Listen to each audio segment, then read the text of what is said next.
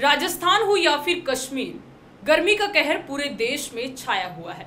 प्रचंड गर्मी में पंखे या कूलर से भी राहत नहीं मिल रही है।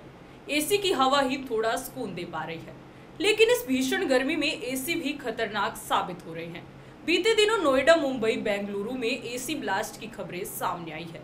एसी में ब्लास्ट क्यों होता है और इससे कैसे बचा जा सकता है, आइए जानते हैं। नोएडा में 30 मई को एसी में ब्लास्ट हुआ।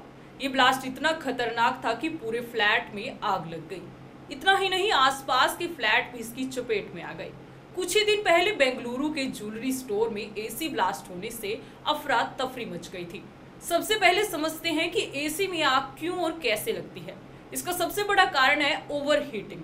दरअसल लंबे समय से एसी की सर्विस नहीं करवाई जाती तो उसमें गंदगी भर जाती है और गंदगी से सिस्टम ब्लॉक हो जाता है और यूनिट ओवरहीट हो जाती है।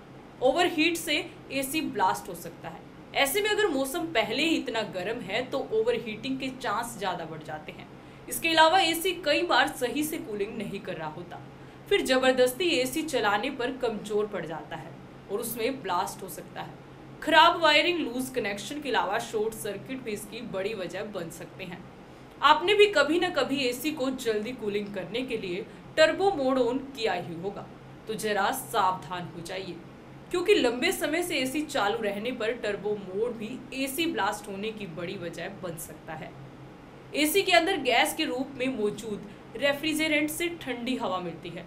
कई बार ये लीक होने लगती है और इसकी एक चिंगारी भी शॉर्ट सर्किट की बड़ी वजह बन सकती है, जिससे एसी ब्लास्ट हो सकता है। आइए अब जानते हैं इससे बचा कैसे जा सकता है। एसी लगवाने के लिए प्रोफेशनल इलेक्ट्रीशियन की ही मदद लें। लापरवाही में लगवाया गया एसी जानलेवा हो सकता है। एक्सपर्ट के मुताबिक एसी को 600 घंटे तक चलाने के बाद इसकी सर्विस करवाना बेहद जरूरी है। एसी से किसी भी तरह की स्मेल आने पर इसे तुरंत बंद कर दें और साथ ही टेक्नीशियन को एसी चेक करवाएं।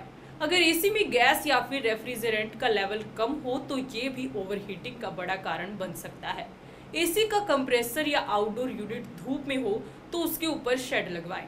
टेम्परेचर कंट्रोल करने के लिए कभी न कभी कंप्रेसर पर भी पानी का छिड़काव करें। एसी चलाते समय इसे 1 या 2 घंटे में 5 से 7 मिनट के लिए बंद भी करें। अगर आप भी ये सभी उपाय फॉलो करते हैं तो आप भी अपने एसी को ब्लास्ट होने से बचा सकते हैं।